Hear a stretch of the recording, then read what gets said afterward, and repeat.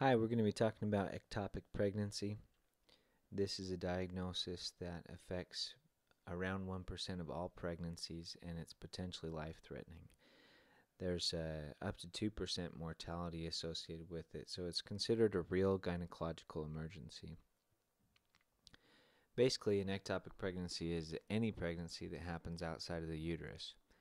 Usually these are going to be tubal pregnancies in the ampulla, isthmus, or cornea. It can also happen in the cervix, and it can also happen in the abdominal cavity. The real danger of this, of course, is a rupture of a tube into the peritoneal cavity, and that can cause severe bleeding, hemorrhage, sepsis, death. There are some cases of ectopic pregnancies that have gone on to deliver a healthy baby, but it's very rare, and in normal circumstances that will never be allowed to even take place. So most of these girls or women are going to present with abdominal pain.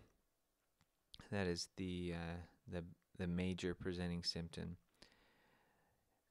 Most of them will have amenorrhea, and at least 6 to 8 weeks of amenorrhea, and about half of them will have vaginal bleeding. And then they're also going to present with some of the normal discomforts that come along with pregnancy. They'll have tender breasts, frequent urination, and nausea.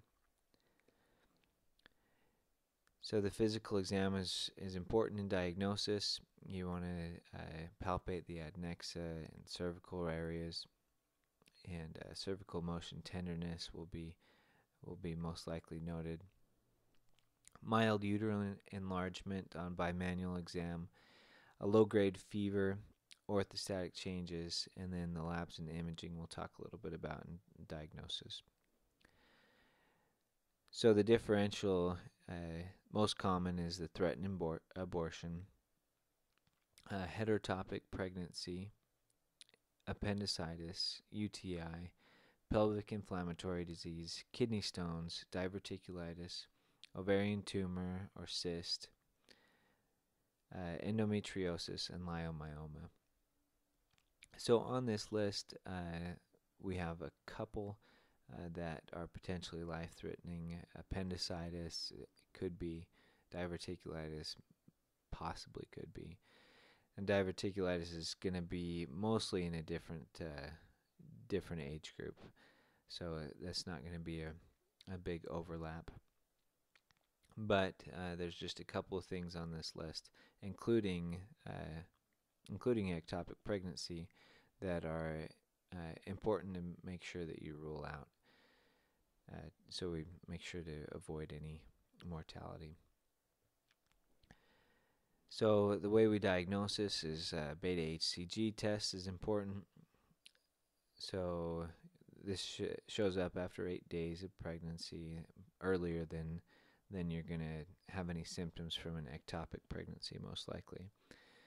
And beta HCG doubles every 2 days.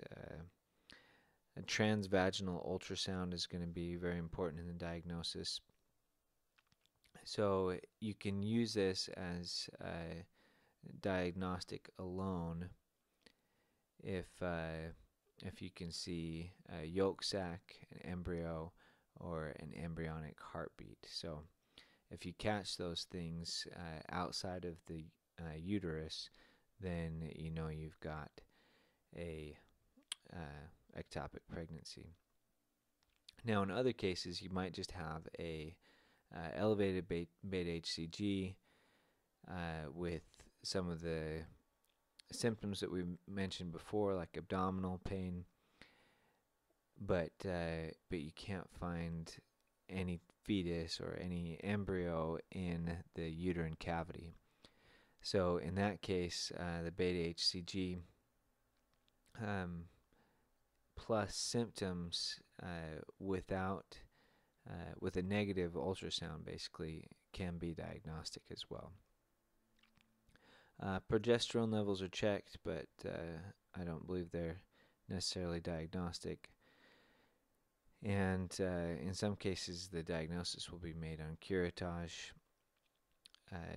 Doppler and laparoscopy can also be diagnostic. So these are going to be cases. Laparoscopy, that's going to be a case where you just can't figure out what's going on, and so you have to go in and do an exploratory laparoscopy, and then you find the ectopic pregnancy.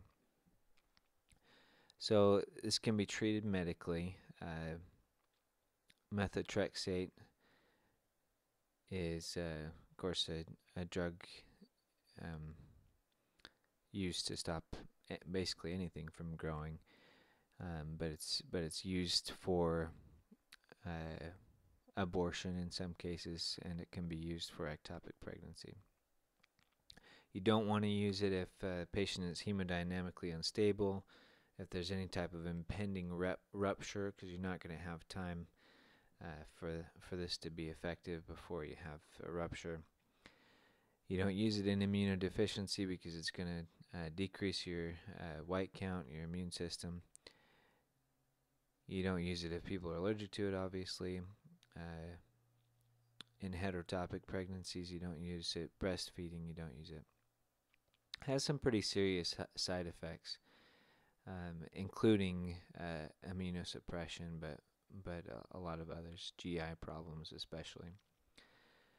Mifeprostone can also be used, and in some cases you'll kind of wait it out, but that's going to be the rare case. So surgically,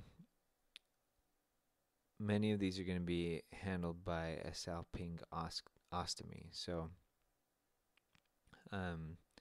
what they do is go in and make an incision in the tube or wherever we find the ectopic pregnancy, and then they sew it back up. But the scarring that's associated with that may cause an increased risk of future ectopic pregnancy. So in other cases, they're just gonna cut and remove that area of the fallopian tubes. So in those cases, obviously you'll have one less route for sperm to travel to fertilize an egg, and one less route for an egg to come down. And so you could have a decrease in fertility, but it's indicated for uncontrolled bleeding in severely damaged tubes, recurrent ectopic pregnancy, large ectopic pregnancy, and when permanent contraception is desired. So some of the images that I used here were taken from Wikimedia Commons. They're in the public domain. And if you have any suggestions, please email me at kendrick@themedschool.com or leave a comment below. I want to make sure that these are valuable for those who watch it, especially medical students in their 3rd and 4th years. It has an overview of ectopic pregnancy or whatever subject we're handling. So please give me feedback on what important things I might have left out or what incorrect information I might have given. Thank you.